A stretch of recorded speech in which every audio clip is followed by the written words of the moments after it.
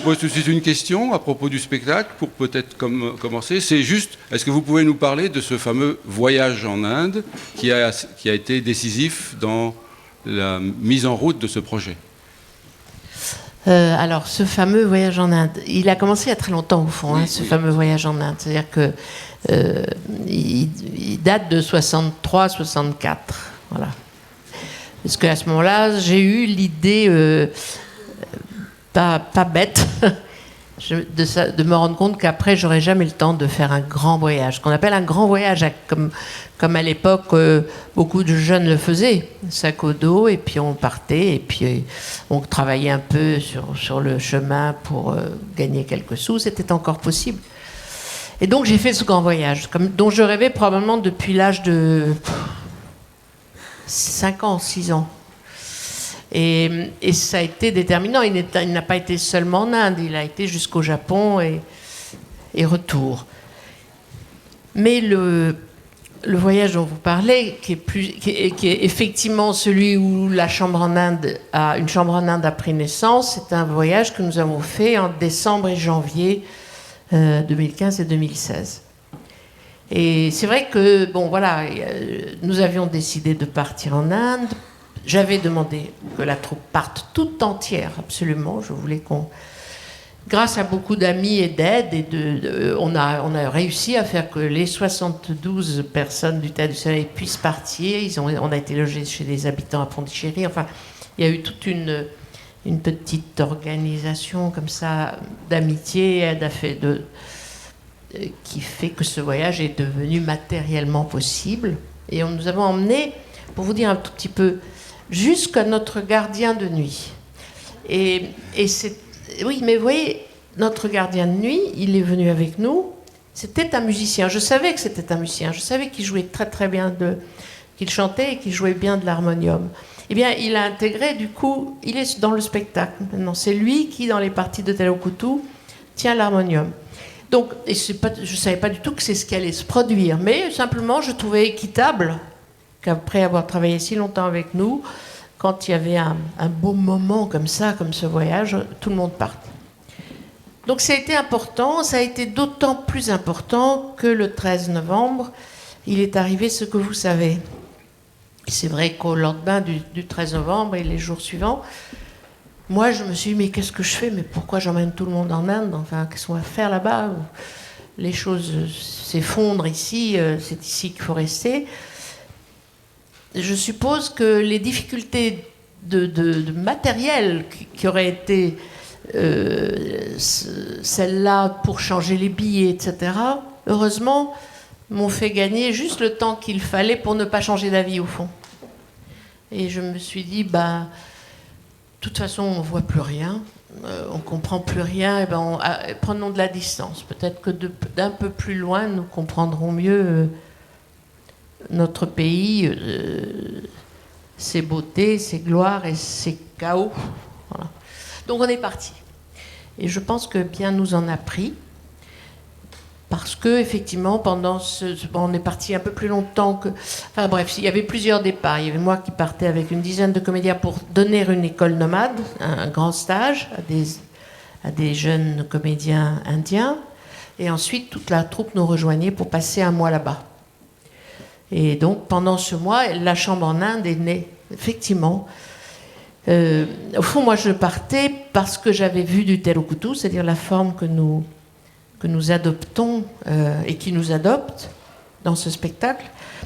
Et je ne vais pas dire que je tournais autour du Mahabharata, parce que de toute façon, c'était pas vraiment ce que je voulais faire, mais ce que je voulais, c'était connaître cette forme, la faire connaître aux comédiens, parce qu'elle me semblait comme... c'est une forme très, très, très, très ancienne, hein. C'est aussi ancien qu'Échille, sinon plus. Hein, ça a plus de 2000 ans. Et c'était comme si je voyais le théâtre et son sceptre qui était là, vraiment. Et dans le moment de doute, de bégaiement, de trouble que tout le monde traversait à l'époque, enfin à ce moment-là, et que nous traversons toujours d'ailleurs. Hein. Pas seulement quand je parle de ça, quand je dis nous, je dis pas seulement les artistes ou les artisans du théâtre, je dis tous les citoyens. Tout le monde se demande qu'est-ce qu'on peut faire, comment faire, quoi ne pas faire aussi. Et donc voilà, j'avais besoin de cette apparition joyeuse, forte et indéniable qu'est le théâtre traditionnel en général, mais celui-ci en particulier. Donc voilà, on est arrivé là-bas. Le monsieur Samandam, notre maître, a commencé à faire travailler les comédiens le matin, des petits pas de danse très simples, déjà très difficiles pour nous, mais très simples quand même. Et l'après-midi, on a commencé à improviser, et en fait, sur quoi, je ne sais pas. Voilà. Au fond, là, je crois que les comédiens se sont rendus compte que nous étions partis avec une valise quasi vide. Quasi vide. C'est-à-dire, je n'avais alors proposé que mes chagrins, leurs chagrins, mes colères, leurs colères, mes impuissances au fond. Et donc on a l'habitude de travailler sur ce qui vient, voilà. Et donc ce qui venait, c'était ça, c'était le doute, c'était des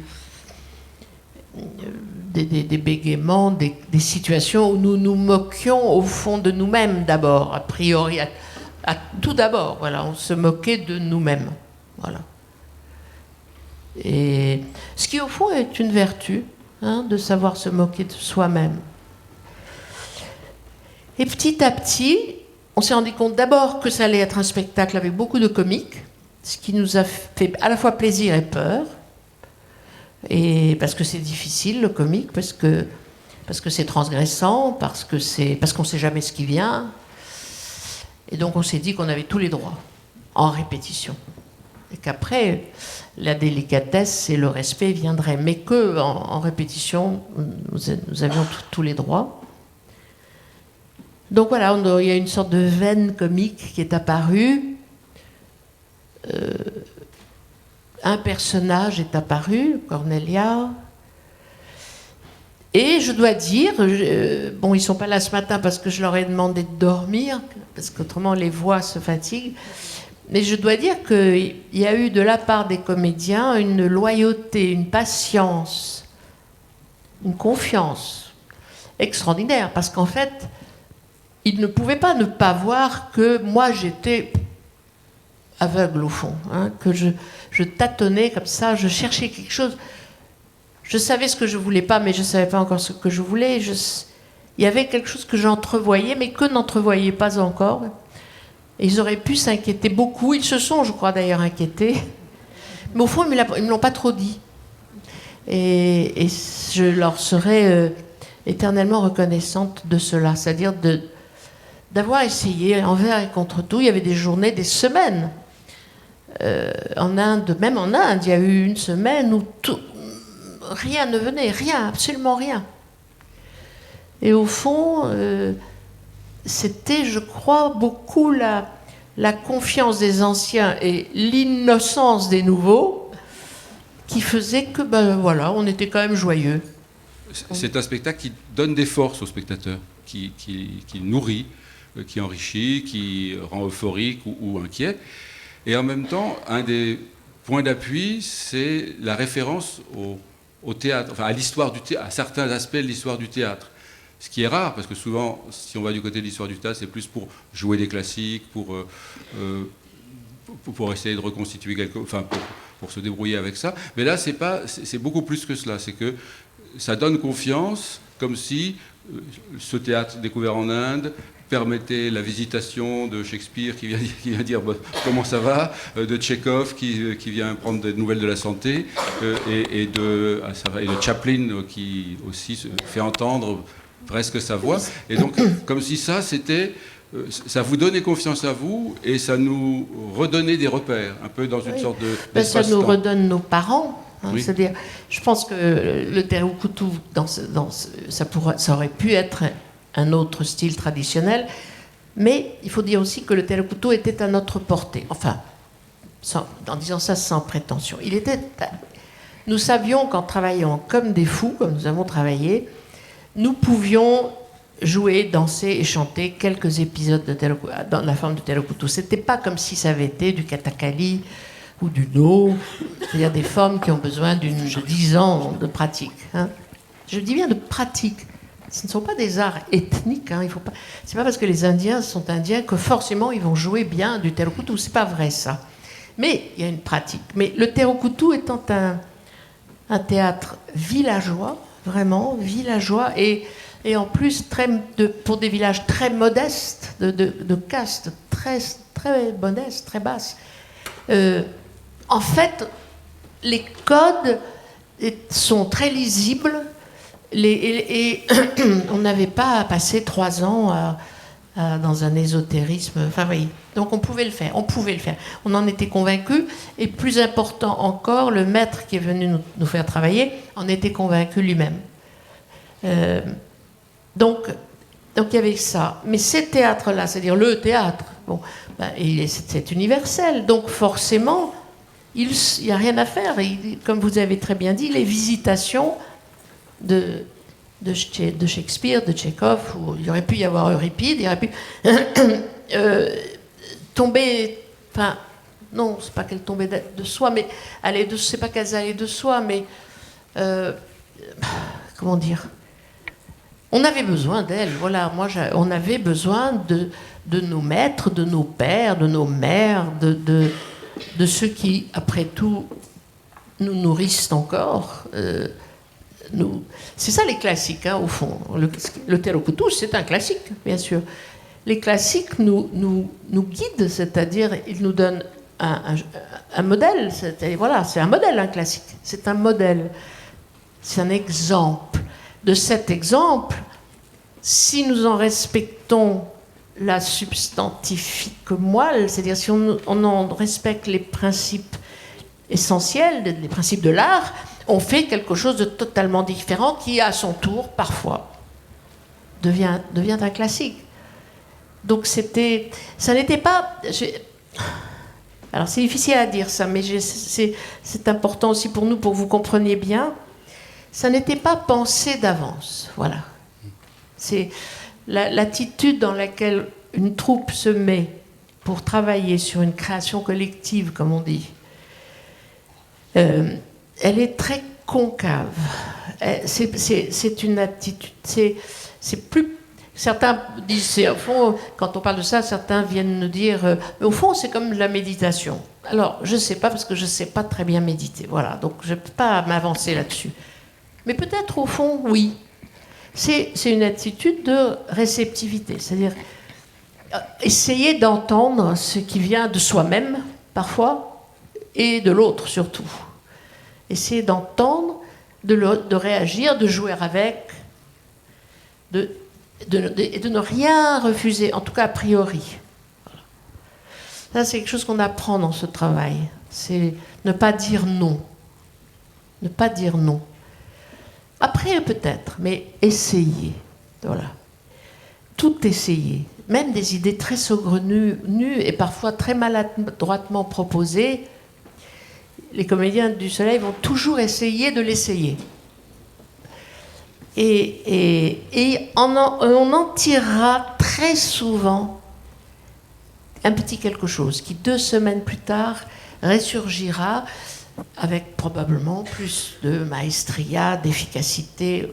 Mais c'est ça, au fond, hein, la création collective. Ce n'est pas la censure collective. Et dans un monde où la censure, l'interdit, parce qu'au fond, l'interdiction, c'est la plus simple des solutions. Hein. Voilà, on interdit. Bon, très bien, c'est interdit, donc on n'a plus à chercher. Hein. Et la censure collective dans un groupe, elle pourrait s'exercer si elle n'était pas farouchement combattue. C'est-à-dire, alors on peut appeler ça le droit à l'erreur, mais même si c'est important aussi, mais c'est le droit à un certain type d'erreur. Voilà. Pas des erreurs stériles, coup sur coup, répétées, avec entêtement, mais voilà, ne pas tout de suite réussir une impro. Voilà. Parce qu'elle était peut-être trop ambitieuse au départ, croyait-on. Et en fait, je vous dis, si on la reprend 1 semaine plus tard, cette énorme ambition, tout d'un coup, c'est simple. Ben oui, en fait, c'était très ambitieux, mais ça a été joué avec tellement de sincérité, de simplicité, d'évidence, de concret, que tout d'un coup, les choses étaient possibles.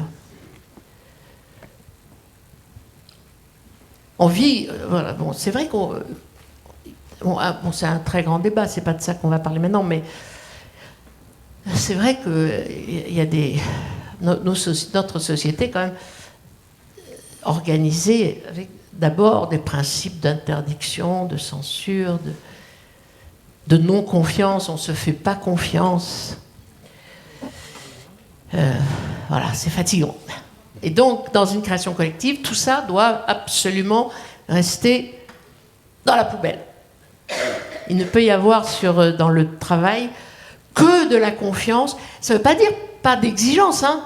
C'est extrêmement exigeant, c'est très brutal même parfois. Mais il y a quand même une espérance de chaque instant. Voilà. On espère de tout le monde tout le temps. Sinon on ne peut pas travailler.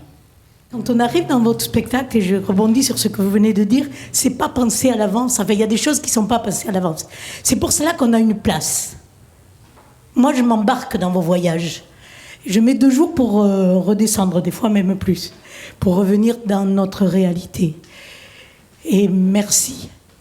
Et puis, je voulais vous dire que quand je partais à la fin de vos spectacles, je suis émue parce que je prends un bon coup de poing dans l'estomac en me disant qu'est-ce que je vais faire maintenant.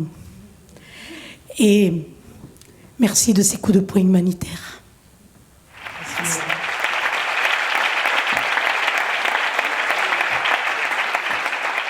Je voulais vous demander ce que vous aviez mis de vous dans le personnage de Cornelia et comment, par rapport au principe de création dont vous parliez, à quel moment vous savez qu'une scène est aboutie, que celle-là vous allez la garder? Je pense que je pense qu'il y a effectivement un peu de moi, mais je pense que c'est Hélène qui s'est servie de moi pour comme ça élaborer son. C'est pas moi qui ai mis de force dans le personnage de Cornelia quelque chose de moi. Je pense qu'Hélène, très habilement, s'est servie par moments de mes titubements, de mes manies, de mes ridicules.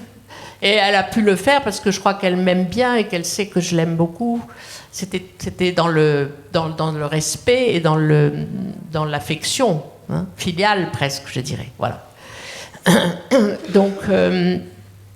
Donc oui, bien sûr, dans la façon de se manifester, de se poser tout le temps les mêmes questions et de soi-même ne pas savoir y répondre, elle savait qu'elle devait oser se servir d'un personnage qui en l'occurrence était moi et dont elle voyait bien les tremblements, les aveuglements et les bouleversements à ce moment-là.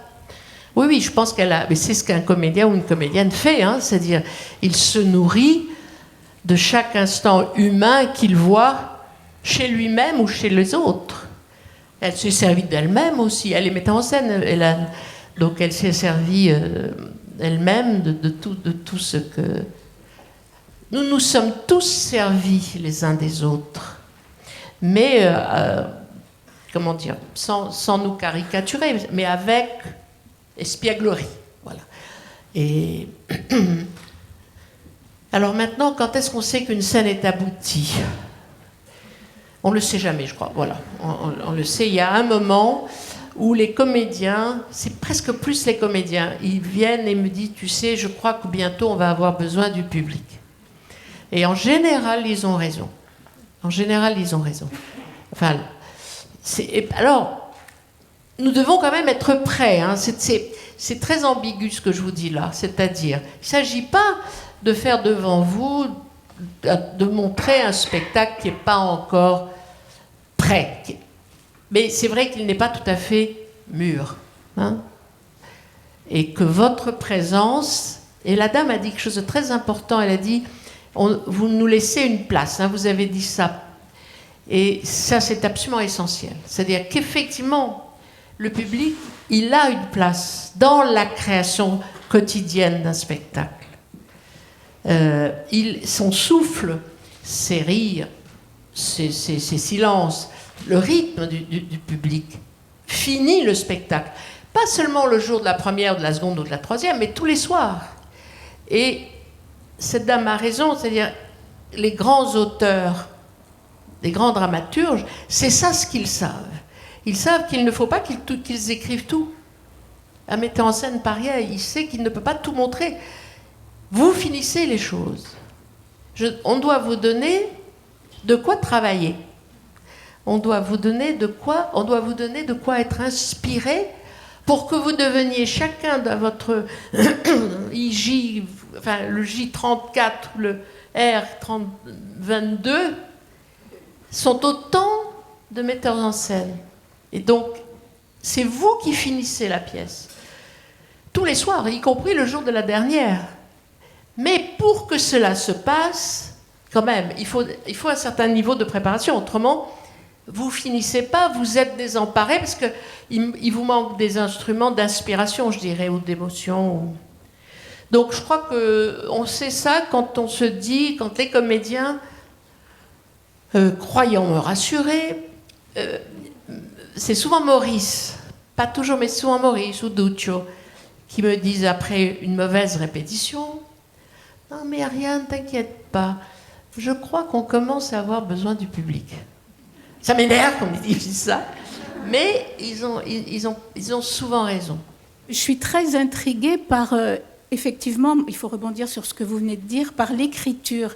Est-ce que les choses se font de façon concomitante, c'est-à-dire ces sortes de tâtonnements, le mot est mal choisi, entre vous, les acteurs, et le travail d'Hélène? Est-ce qu'elle écrit dans la foulée?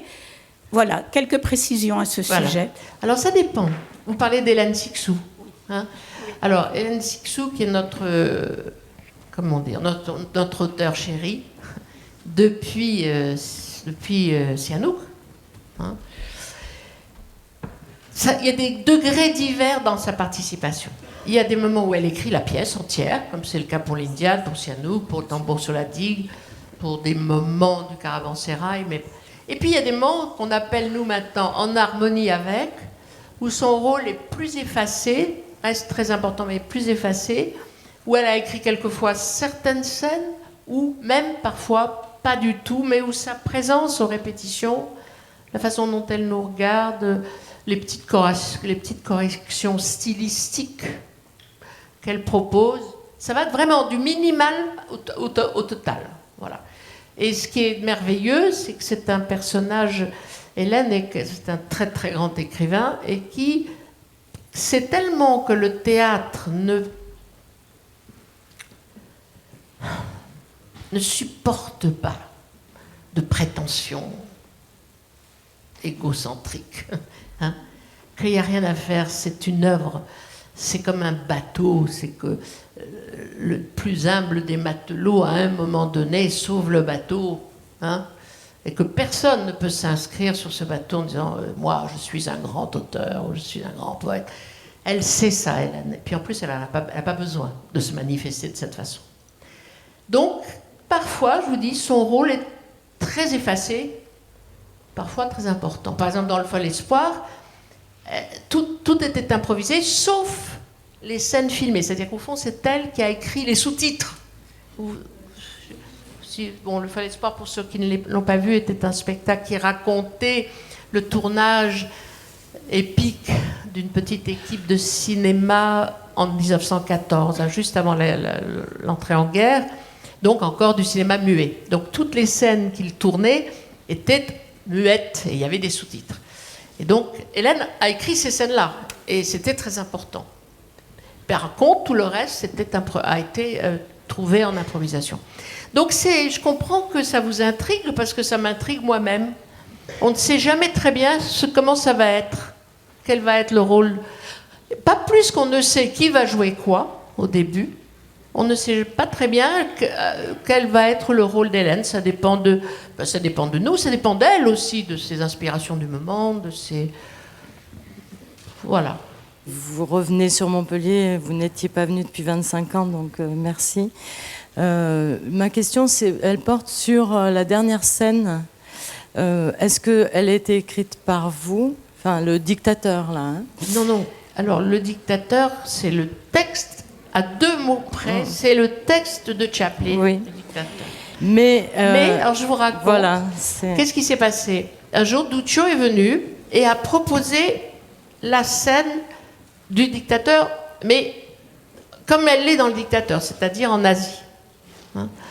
Et on a tous été... Enfin, moi, j'ai trouvé ça magnifique, j'ai trouvé que c'était une idée formidable.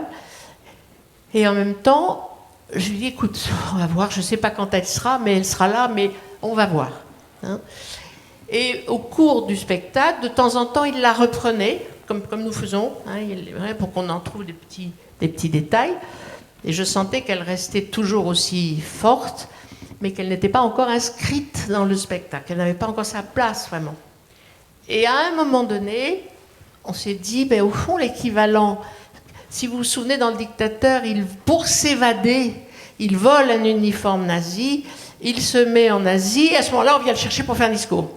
Et on s'est dit, ben s'il l'écrivait maintenant, il volerait un uniforme d'islamiste, et il se ferait choper, et il ferait ce discours. Donc on a fait ça. Et à ce moment-là, j'ai dit, bon, alors c'est la fin. Voilà.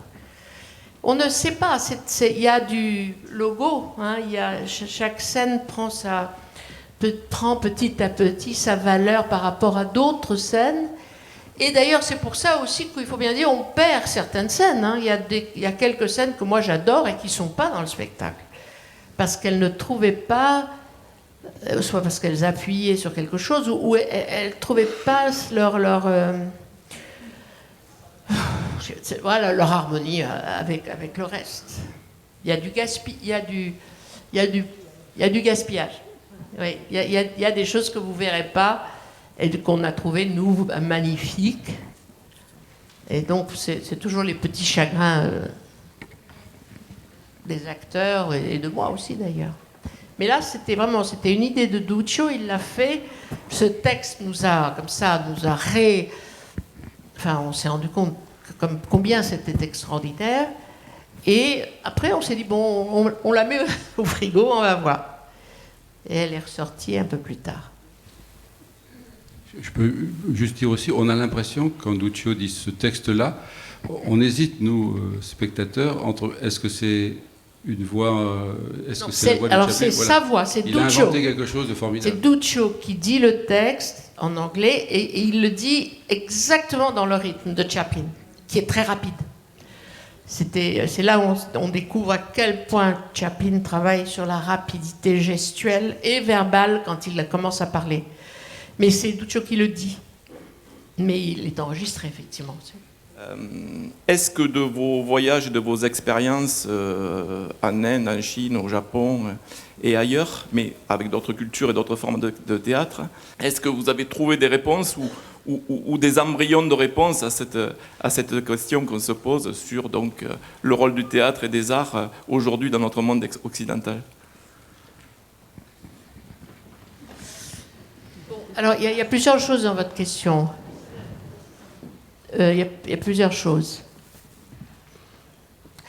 En voyageant, il y a deux choses. Il y a le voyage, puis il y a les différentes cultures. Moi, ce dont je m'aperçois quand on voyage, c'est à quel point, quand même, il reste en France, malgré toutes nos rouspétances, malgré toutes nos réclamations, à quel point, quand même, en France, il y a d'abord un ministère de la Culture, à quel point la France, les divers gouvernements, qu'on les aime ou qu'on les aime pas, se sont battus pour l'exception culturelle, à quel point l'Europe reste un endroit où dans plusieurs pays d'Europe, la culture, l'art est soutenu.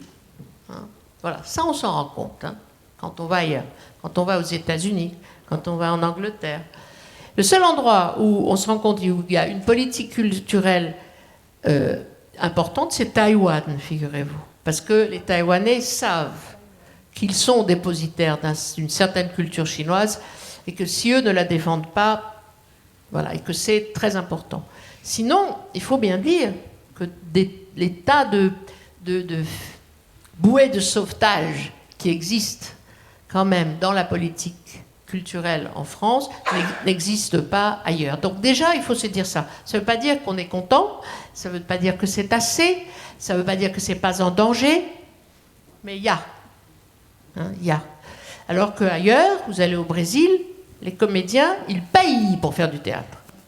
Ils font de la télévision, ils font, pardonnez-moi, de la merde à la télévision, pour pouvoir, de temps en temps, faire un spectacle qui les nourrit, je dirais, mentalement, esthétiquement, etc. Donc, on a une chance, il faut se battre pour la garder, l'améliorer, mais chaque fois, je suis quand même... j'ai une certaine gratitude pour mon pays.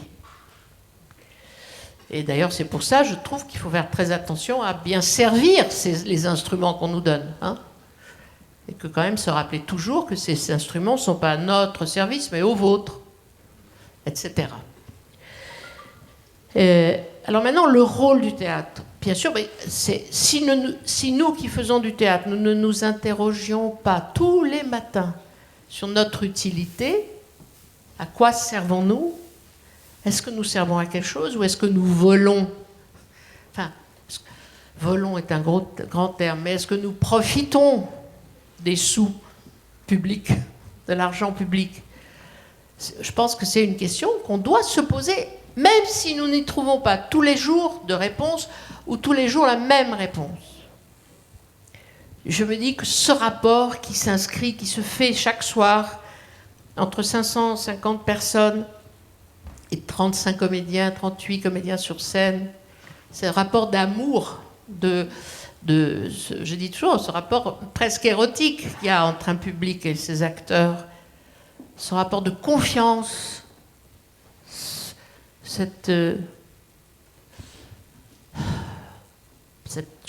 élévation qui se produit. Il y a un moment, quand il y a une belle représentation, on sent bien qu'il y a un moment où les gens qui sont là, sur scène et dans le public, pendant quelques instants, sont profondément humains.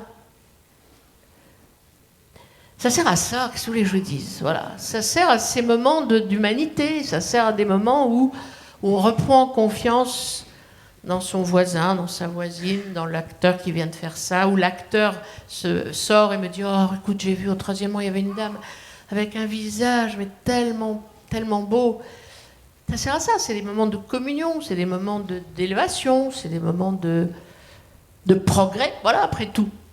On peut espérer ça, que quand il y a autour de la représentation tout ce qu'il faut, d'attention, de tout le monde, pas seulement des acteurs. Alors là, on rentre dans autre chose. C'est-à-dire que ça commence à l'entrée, ça commence au premier sourire que vous recevez, ça commence à la nourriture qu'on vous sert. Il y a quelque chose, il y a une petite utopie qui dure 4 heures. Il y a un moment d'utopie, c'est-à-dire de projet.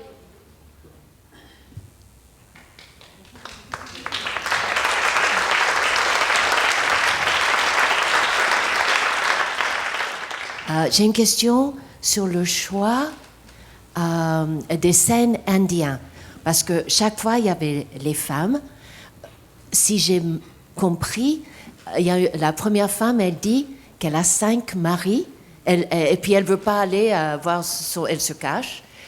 Et puis, dans la seconde scène, le mari demande une offrande. Elle ne veut pas le donner jusqu'au moment où elle apprend qu'il est bien né, enfin qu'il est... Non, c'est pas tout à fait ça. Alors pardon, d'abord, j'ai mal compris, pardon. Voilà. Il y a 2 épisodes différents. Hein. Oui. Vous parlez de Draupadi, qui effectivement, comme je ne sais pas si vous étiez à la lecture de Jean-Claude Carrière hier après-midi, il a raconté ça. Hein. Il dit qu'en fait, la mère des Pandavas dit à son fils: ce que tu viens de recevoir, tu vas le partager avec tes frères. Et c'était Draupadi. Donc ils ont effectivement, elle est partagée entre les 5 frères Pandavas. Mais le deuxième épisode dont vous parlez sur l'offrande, au fond, elle ne veut pas lui faire cette offrande parce qu'elle ne veut pas qu'il parte à la guerre. Hein, c'est pas parce qu'elle ne sait pas, elle veut pas qu'il parte à la guerre, parce qu'elle sait qu'au fond, elle sait qu'il va mourir, et donc c'est pour ça. Ok, Et merci. après, effectivement, vous avez raison. Karna lui révèle le secret de sa naissance, et il lui révèle qu'il est le frère aîné des Pandavas, au fond le demi-frère aîné des Pandavas, et qu'il va aller se battre contre eux. Donc soit être tué par eux, soit les tuer. Et en fait, il décrit sa mort.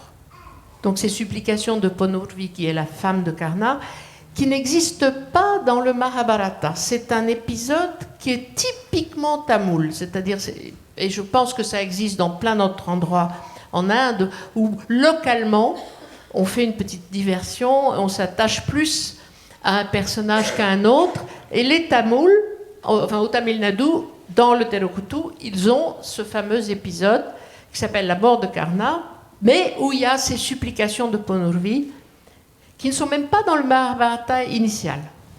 On parlait du rôle du théâtre et vous avez mentionné, je trouve que c'était très bien, le petit rôle que ça peut avoir au niveau politique, par exemple. Mais je pense que si on fait un sondage ici, il y a à peu près 0% des gens qui ont voté pour le Front National. Donc comment faire pour que ce rôle que vous avez décrit du théâtre, et je fais référence aussi au prix des places, enfin, c'est ce qui me paraît normal, hein, c'est pas une critique, hein, mais qui était quand même à 50 € et quelques. Donc comment faire Est-ce que vous pouvez serrer vos questions, parce que c'est très intéressant, Ouais. vous m'annoncez... Comment faire pour que ce rôle du théâtre que vous avez décrit aille vraiment dans les endroits où réellement il y a un vrai enjeu, quoi. C'est-à-dire, vous dites, il y a ici des gens, la majorité, vous dites, hein, carrément, qui ont voté pour le Front National. Non, l'inverse. Je pense qu'il y a à peu près personne, enfin, je sais pas, Bon. comme ça. Il y a à peu près personne qui a voté. Voilà, bon, d'accord. Mais peut-être, d'une certaine façon, ça aurait été peut-être plus optimiste de penser qu'effectivement, il y avait parmi nous quelques personnes qui ont voté pour Marine Le Pen. C'est vrai. Ça aurait été... Non, mais voilà, ça aurait peut-être été de savoir qu'il y avait... Pardon. Qu'il y avait des électeurs, non pas du Front National, mais qui votent parfois pour le Front National. Dans la salle, ça ne m'aurait pas effrayé, hein, je vais vous dire. Ni même totalement étonné, d'ailleurs. Ni même totalement étonné. Alors, vous avez dit le contraire. Hein, il n'y a personne, vous pensez, qui a voté... Vous croyez Oui. qui a voté pour le Front National. Ben, bon... Donc vous voulez dire que vous voulez qu'on aille jouer à Béziers, hein? C'est ça, exactement. Ben ouais, mais on nous a pas invités, hein. C'est le Printemps des comédiens qui nous a invités, c'est pas Béziers. Mais bon, je peux dire une chose, si vous voulez. D'abord, je crois que... Alors, ça va vous paraître... Vous avez dit tout à l'heure, ma question n'est pas bienveillante. Elle n'est ni bienveillante ni malveillante. Elle est juste. Est-ce que nous remplissons notre rôle complètement autant que nous le devrions? Certainement pas. Voilà. Parce que c'est difficile d'aller à Béziers, justement, hein, ou d'aller dans certaines banlieues. Parce que moi, j'aimerais aussi aller dans certaines banlieues. Mais c'est difficile. C'est pas comme ça. Bon, ça, c'est une chose. Mais l'autre chose, c'est que, d'abord, vous ne savez pas qui vous avez dans la salle, quand même. Hein. Et quand, chez nous, en tout cas à Paris, là, parce qu'il y a un petit peu moins, mais à Paris, tous les soirs, il y a 120 lycéens ou collégiens. Moi, je ne sais pas ce que leurs parents votent. Mais ce que je sais, c'est que les professeurs nous les amènent. Et que pour nous les amener, les professeurs se battent pendant 3 mois avec le rectorat pour avoir l'autobus, pour avoir la possibilité, voilà. Donc, c'est ça, au fond, hein, voilà. C'est là que se passe la chose. C'est là le nœud. Quand la ministre est venue l'autre jour, première ministre qui vient visiter le Printemps des comédiens, moi, c'est ce que je lui ai dit. Je lui ai dit, écoutez, moi, je suis contente que ça soit vous, on va voir. Mais en tout cas, la première chose, c'est vous battre avec ou contre le ministre de l'Éducation nationale pour que l'éducation artistique et théâtrale à l'école soit accentuée, soit soutenue. Voilà. Donc, c'est là que ça se passe. Il faut soutenir les options théâtre, il faut les élargir, il faut que les gosses, le plus tôt possible, deviennent ce cercle de connaisseurs dont parlait Brecht. Voilà. Quand je vois des options théâtre qui viennent chez nous, Après, je parle avec des connaisseurs, peu importe ce qu'ont voté leurs parents. Hein, et c'est des collèges, des lycées qui viennent de la France entière. Certains, on m'annonce, parfois Sylvie me dit « Ariane, tu as un établissement difficile ce soir ». Je sais très bien ce que ça veut dire. Et curieusement, il y a, quand le prof est digne de ce nom, c'est-à-dire qu'il a bien préparé ses élèves, ce qui est le cas 9 fois sur 10, pour ne pas dire 99 fois sur 100, hein, les profs préparent très bien leurs élèves, il n'y a aucun problème. Donc, vous voyez, je pense que la seule chose qui était malveillante et pas gentille et pas vraie, c'est quand vous avez prononcé le mot d'entre-soi. Moi, je n'ai pas l'impression d'être dans l'entre-soi. Alors, on a l'impression parfois, parce qu'ici c'est une réunion à 11h du matin, de gens qui ont vu le spectacle à Montpellier, au festival, au Printemps des Comédiens. Donc effectivement, il y a une série de tamis. Hein, mais dans une représentation, franchement, moi, enfin, comment dire ? Vous n'allez pas me culpabiliser là-dessus.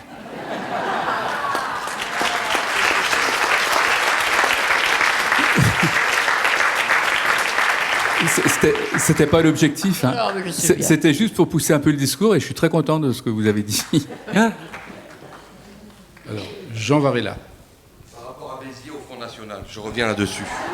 Non, mais le Front National a gagné la ville en 2014, où son affilié Robert Ménard. Et j'ai entendu de la part de nombreux élus, et notamment des élus de Progrès, que finalement le théâtre ne servait à rien. Et nous avons continué à travailler. Et aux élections présidentielles, Marine Le Pen a fait le plus mauvais score à Béziers sur une ville gérée par le Front National, sur Béziers-Ville. Alors que dans les villages alentours, le Front National a fait des scores énormes. Moi, j'y vois le résultat d'un petit travail qui rejoint ce qu'Ariane a dit sur cette petite utopie. C'est-à-dire que nous montrons, bon an, mal an, sans le vouloir, ce que pourrait être Béziers sans Robert Ménard. Et peut-être que ce petit score est une petite flamme qui montre que nous devons persévérer. Et donc, Ariane, je t'invite à Béziers.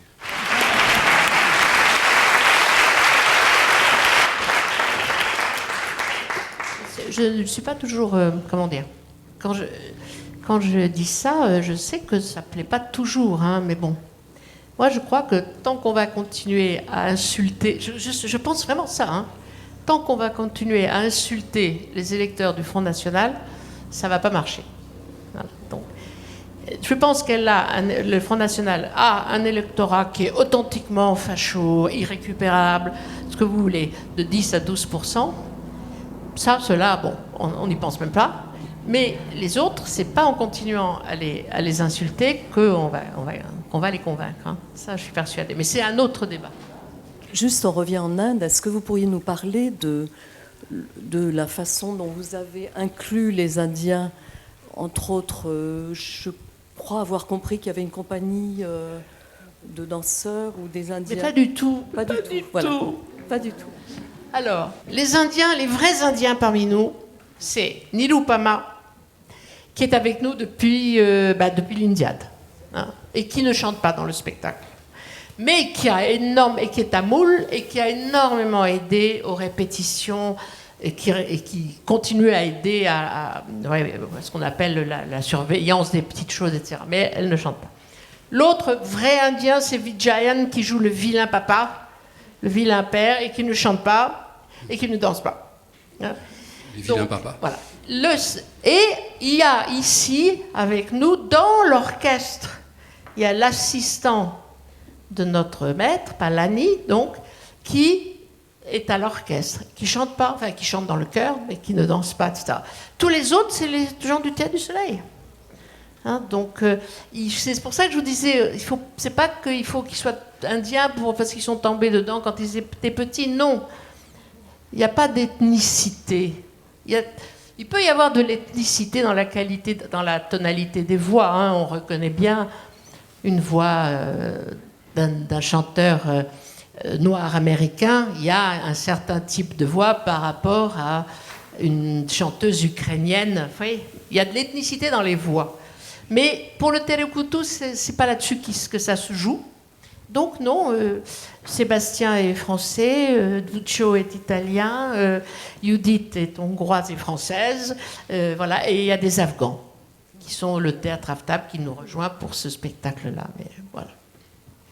C'est Valérie Hernandez de la Gazette de Montpellier qui co-organise les rencontres, toutes les rencontres du Printemps des comédiens avec nous. J'ai une question sur Daesh. Il n'y a pas beaucoup de représentations comme ça aussi directes que sur Daesh sur les scènes du théâtre. Et il y a une pièce belge qui s'appelle Djihad, qui est une comédie qui est vraiment assez étonnante, très décapante aussi. Alors, la représentation de Daesh, est-ce que ça a été pour vous, dans le questionnement général de la pièce sur comment traduire le chaos du monde au théâtre, est-ce que ça a été un questionnement dans le questionnement, quelque chose d'à part? Oui, parce qu'on avait la trouille. Voilà, ça a été un questionnement sur la trouille. Ça n'a pas été du tout un questionnement sur est-ce qu'on a le droit de le faire, est-ce qu'on n'a pas le droit de le faire. On trouvait tous qu'on avait vachement le droit de le faire. Mais on s'est dit, va falloir faire attention à la sécurité. Voilà, c'est tout. Je n'ai aucun gant à prendre avec Daesh. Aucun. Je ne prends aucun gant avec les islamistes.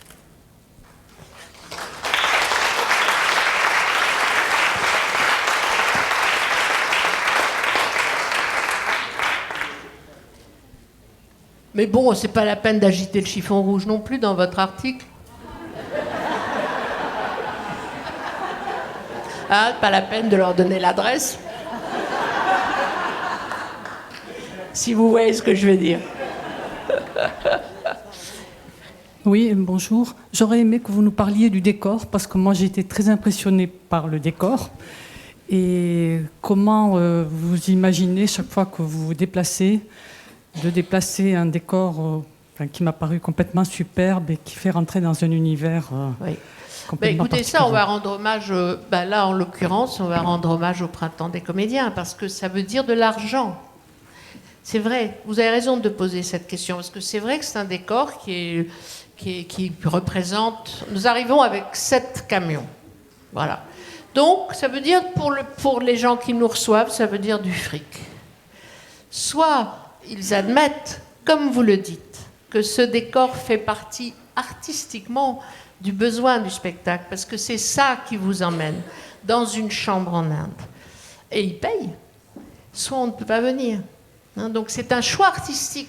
C'est là où l'argent rejoint le choix artistique. Parce qu'on pourrait nous dire « Oh, mais écoutez, vous n'avez pas besoin de ça. » Eh bien, moi, j'en ai besoin. Voilà. Et pourquoi j'en ai besoin? Parce que je suis certaine que vous en avez besoin. Et que quand sur l'affiche est écrit « une chambre en Inde », ça n'est pas une abstraction, un concept.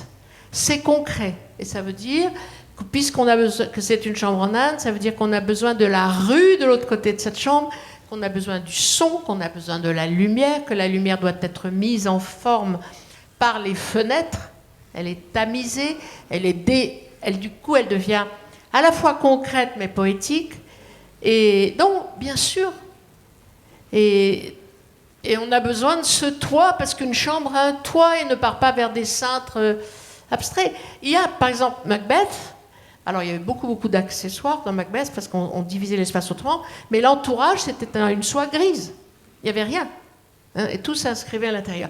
Mais c'était Shakespeare, c'est autre chose. Là, nous avions besoin de cette chambre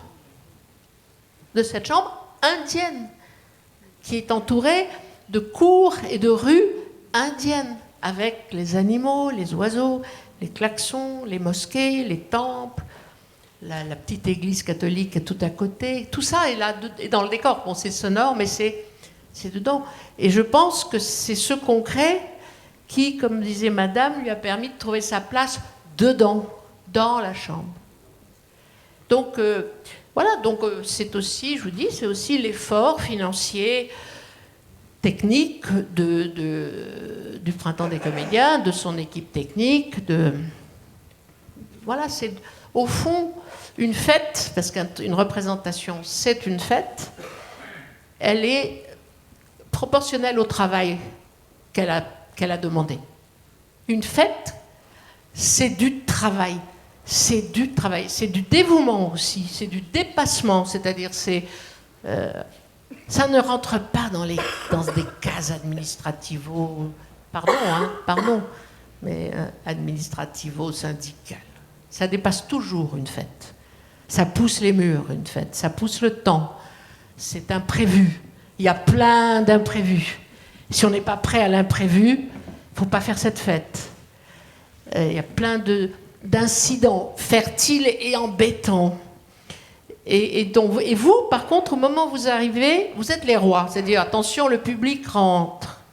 Le public rentre, c'est-à-dire le roi rentre. Et quand le roi est là, tout doit être le plus proche possible du délicieux parfait. Pourquoi ? Parce que vous arrivez avec vos soucis, vous arrivez avec vos mauvaises humeurs parfois, avec vos frustrations de la journée, avec la fatigue. Bon, ici, non, mais à Paris. Hein, à Paris. Les gens, non, mais c'est vrai, ici, bon, ça va quand même, vous avez le tramway, etc. Mais à Paris, il y a des gens qui arrivent en ayant fait 1h30 de métro. Enfin, hein, c'est très stressant, Paris. Donc, ils mettent. C'est pour ça qu'on leur demande d'ailleurs de venir tôt, parce qu'on sait qu'ils vont mettre 1 heure à se préparer eux aussi au spectacle. Moi, j'aime pas quand vous arrivez vite avec votre billet juste avant que ça commence. Ça m'énerve parce que je sais que vous n'avez pas le temps. Vous n'avez pas reçu ce temps merveilleux où vous vous dites, bon, j'oublie la querelle que j'ai eue au bureau, j'oublie des soucis parfois plus graves, plus tragiques, et je me prépare à partir en voyage dans une chambre en Inde. Mais tout ça, c'est du travail. C'est du travail, c'est de l'imagination, c'est de la liberté d'esprit, c'est de la possibilité de changer quelque chose. Hein ? Je vous dis, autrement, si on est rigide, on est fichu. Juste un mot. Ariane. Non, juste. Qui Oui. C'est Franck. Non, moi, je voulais juste vous dire que toute ma vie, j'ai été artiste. Là, maintenant, je suis passé du côté technicien depuis quelques années. Et donc, je suis régisseur ici. Et je voudrais juste en rajouter une petite couche. On ne remercie jamais assez le dévouement et le bon esprit des techniciens. Il faut les remercier beaucoup plus. Merci.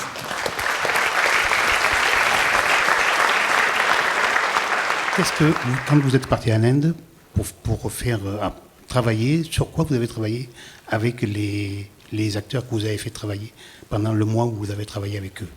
Pendant l'école nomade? Oui. Sur le masque. Sur le masque, sur la commedia dell'arte, sur l'improvisation, sur... Vous avez travaillé sur les masques no et tout ça aussi? Non. Sur la commedia dell'arte, vraiment. Sur des masques. Ils n'avaient jamais mis un masque sur le visage. Parce que contrairement à ce qu'on pouvait croire, moi je m'attendais à la grande culture indienne.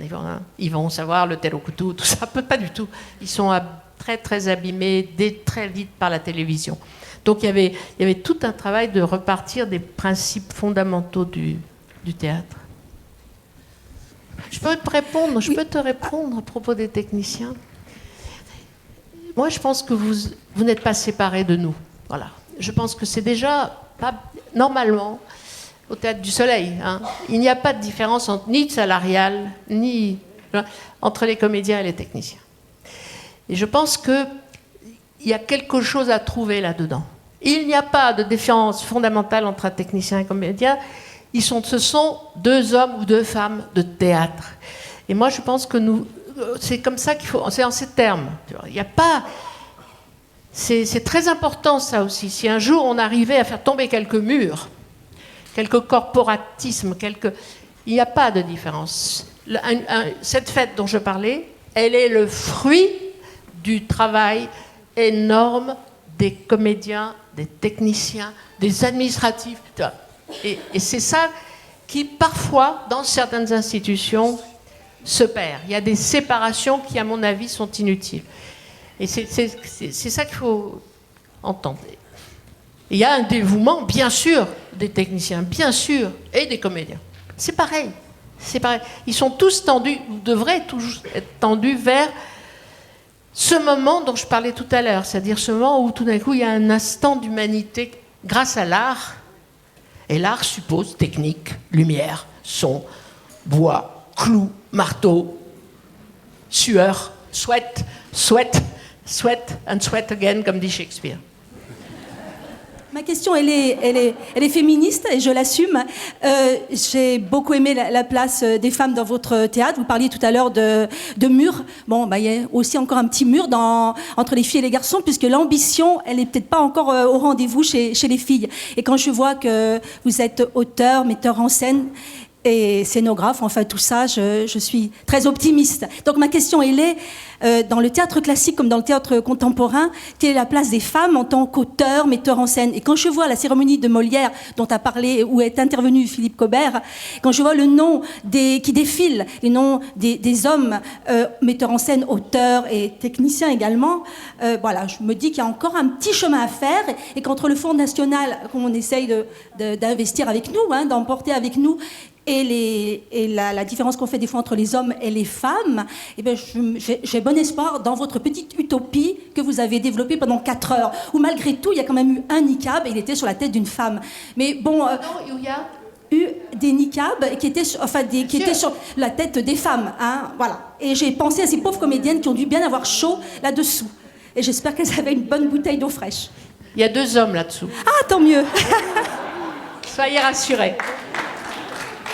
Et ils l'ont fait, parce qu'il y a une scène où on essaye de mettre un burqa sur Cornelia, et il y a une scène où on parle des femmes d'Arabie Saoudite, et il y a 4 femmes qui rentrent avec le niqab. Mais il y a 2 hommes là-dedans. Donc, alors, vous avez totalement raison, il y a encore un très grand chemin à faire, partout, dans certains pays, un tout petit peu moins que d'autres, mais beaucoup de chemin à faire. Oui, c'est vrai. Vous avez raison. Mais ça commence par la parité, ça commence par l'égalité de salaire. Or, bon, voilà, donc nous... mais c'est drôle parce que c'est des choses qui... Là aussi, on ne devrait plus avoir besoin de le dire. Et au Soleil, il y a autant de filles que de garçons. Sinon plus, d'ailleurs. Je crois qu'il y a quelques femmes de plus. Pareil dans la technique. Pareil au bureau. Au bureau, il y a plus de femmes. Qu'est-ce que je raconte? Donc, on est même en train de prendre la majorité. Mais bon, oui, voilà, il faut le savoir, il faut le dire, il faut le répéter, il ne faut pas se laisser faire, il faut... Voilà. Oui, ça c'est ce que dit le spectacle. Ma question est peut-être un peu naïve et on revient un petit peu en arrière par rapport au déroulement de cette rencontre. Je reviens sur le rôle de l'improvisation. Est-ce que vous nous avez expliqué dans ce travail de conception du spectacle, le spectacle que je n'ai pas encore vu, que je vais voir fin de semaine prochaine. Ma question, quelle est la place de l'improvisation ensuite lors des représentations? Est-ce que finalement toutes les scènes finissent par être écrites? Ah oui. Il y a l'exigence, au contraire, de la régularité, de la méticulosité, etc. Et puis, il y a les petits tremblements de la vie de chaque représentation. Mais c'est écrit. Maintenant, c'est écrit. Voilà. Non, il ne peut pas... Ou alors, c'est la porte ouverte au cabotinage. Et donc, ça ne peut pas marcher. Mais même, si vous voulez, même Philippe Cobert, dont son spectacle est écrit... Même il est tout seul, il est écrit. Donc je suppose que de temps en temps, il se permet quelque chose parce que ça ne peut pas déstabiliser quelqu'un d'autre. Mais là, c'est une horloge, c'est comme une... C'est ça le problème. C'est-à-dire, c'est une horloge, mais ça ne doit pas être mécanique. Donc il y a quelque chose, évidemment, ils doivent retrouver, et même dans les effets lumineux, dans les effets sonores, la technicienne qui envoie la lumière, celle qui envoie le son, parce que ce sont des femmes, ça vous fait peur. Elle doit retrouver le souffle du premier geste. Et les comédiens doivent retrouver chaque soir l'intensité de l'état, de l'émotion qui a donné ce geste ou cette phrase. Mais c'est écrit. Je voulais vous demander si vous pouviez nous parler un petit peu de la famille des comédiens. Comment les comédiens entrent dans la famille du Soleil? Allez-vous, vous, les chercher parfois? Est-ce que vous pouvez nous en dire plus? Je ne vais jamais les chercher. Pourquoi je ne vais jamais les chercher? Parce que je sais que ce que le Théâtre du Soleil a proposé est quand même spécial, difficile, pas très très bien payé, et que c'est beaucoup de travail. Et que donc il faut que les gens qui nous rejoignent aient envie de cela. Voilà. Et pas d'autre chose. Donc c'est vrai que les Comédiens du Soleil sont des gens qui sont venus ou qui viennent et qui, au fond, quand on leur ouvre pas la porte, ils rentrent par la fenêtre, et quand pas la fenêtre, ils rentrent par la lucarne, et que, voilà. Et donc il y a deux façons d'entrer au Théâtre du Soleil. Il y a les grands stages que je fais de temps en temps, et où, c'est vrai, il y a des rencontres qui se font avec des jeunes comédiens, mais ce n'est pas des auditions, hein, c'est des stages, on travaille. Des stages qui sont gratuits, et quelquefois, souvent, quand ces stages se font à l'orée d'une nouvelle création, il y a des gens qui rentrent par cette porte-là. Sinon, il y a, et non des moindres, des gens qui sont rentrés en venant nous aider au bar, je vous dis, en n'ayant pas accepté le non comme réponse. Ce que d'ailleurs je leur conseille de faire. Je leur dis toujours, quand ils disent comment est-ce qu'on rentre au Théâtre du Soleil, je dis en n'acceptant pas qu'on te dise que tu ne peux pas y entrer. Voilà, mais bon, c'est un processus, c'est plus long, vous voyez. Mais c'est vraiment je pense que c'est des gens qui désirent, qui veulent ça, qui veulent travailler dans un théâtre comme ça et pas autrement. Parce que ce n'est pas facile tous les jours, le Théâtre du Soleil. Hein. C'est astreignant, comme on dit. On travaille beaucoup. On cherche tant qu'on n'en a pas trouvé. Vous voyez. Et puis il y a une transmission par les anciens. Vous avez employé le mot de famille. Ce n'est pas faux. C'est une sorte de famille avec ses heurts, avec ses querelles, avec sa passion. Enfin, en tout cas, je crois qu'il faut du courage et de l'imagination. Voilà. Et de l'humour, je crois, pour rentrer au Théâtre du Soleil. Je crois que si on n'a pas d'humour, c'est difficile d'entrer au Théâtre du Soleil. Si on ne peut pas se moquer de soi-même un peu, c'est pas si difficile. Oui, juste une anecdote pour rebondir sur ce que vous venez de dire, parce que c'est pour moi la marque de fabrique de votre théâtre. J'ai connu, je le connais encore, un de vos acteurs qui est devenu votre cuisinier après. C'est dire s'il n'y a pas de frontière entre les rôles. Et je peux confirmer que ce n'est pas une aventure rose tous les jours, le Théâtre du Soleil. Par ailleurs, je sais que vous partez à New York. Est-ce que vous avez l'intention d'inviter M. Trump, qui pourrait être très sensible à l'épisode concernant le réchauffement climatique? Écoutez, moi, on se dit qu'il sera peut-être plus là, M. Trump, en décembre.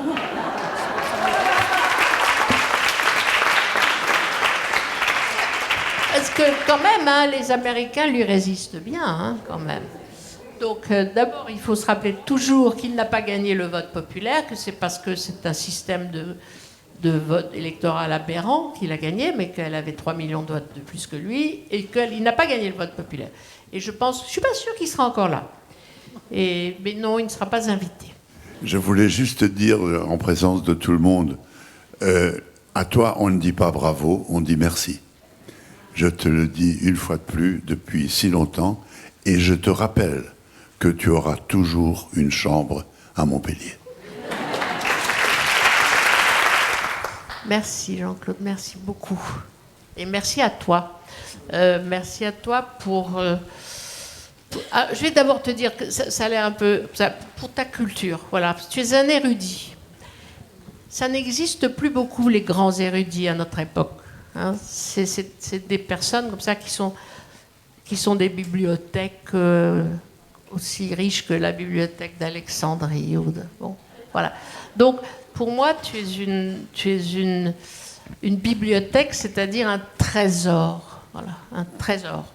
Et donc, je te remercie de ça. Je te remercie d'être un des grands érudits qui nous restent sur cette planète. Voilà. Tu sais, le propre d'un érudit, tu sais ce que c'est? C'est qu'il oublie un livre par jour.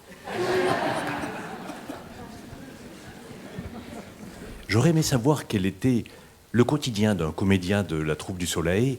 Est-ce qu'il y a beaucoup de travail à la table? Est-ce qu'il y a des... Comme les chanteurs font des vocalises, est-ce qu'il y a des exercices physiques? Ça passe par quoi cette... Alors, le quotidien d'un comédien, quand il répète, il arrive à 9h moins le quart, on prend un café tous ensemble, on fait une réunion technicien, comédien, tout le monde se rencontre, tout le monde demande qui a besoin d'aide. Ça fait partie d'une première question. Les techniciens nous disent non, aujourd'hui on a besoin de personne. Ou ils nous disent aujourd'hui il serait bien si on pouvait avoir 4 personnes, comme ça à faire. Voilà. Donc on se répartit. Et puis les comédiens qui n'ont pas, donc qui ne vont pas aider ce matin-là, se chauffent, font un échauffement physique et vocal depuis le Telokoutou, et il commençait, tout le matin était dédié au Telokoutou. Tout le matin, toute la matinée. Et l'après-midi à l'improvisation. Maintenant, quand on joue, alors il faut que vous sachiez qu'à la cartoucherie, ils arrivent minimum 4 heures avant le début du spectacle, parce que c'est eux qui préparent avec les techniciens le théâtre pour vous. Ils ne font pas la cuisine, parce qu'il y a tellement d'autres tâches à faire. Mais avant, ils faisaient même la cuisine. Donc là, ils ne font pas la cuisine. Il y a une équipe qui est là, elle, plus avant, qui prépare toute la nourriture pour le bar. Et donc, ils viennent 4 heures avant, ils font le ménage du théâtre, ils préparent, ils font des vocalises. Mais les vocalises, maintenant, comme nous sommes obligés d'ouvrir 1h30 avant, parce que la sécurité prend beaucoup de temps, on fait ça très sérieusement, donc ils font les vocalises pendant que le public rentre, pendant la première demi-heure où le public rentre, ce qui fait que le public entend les vocalises. Ce qui est le cas ici aussi. Hier soir, ça a été un peu désorganisé par la pluie et puis par plein d'autres choses.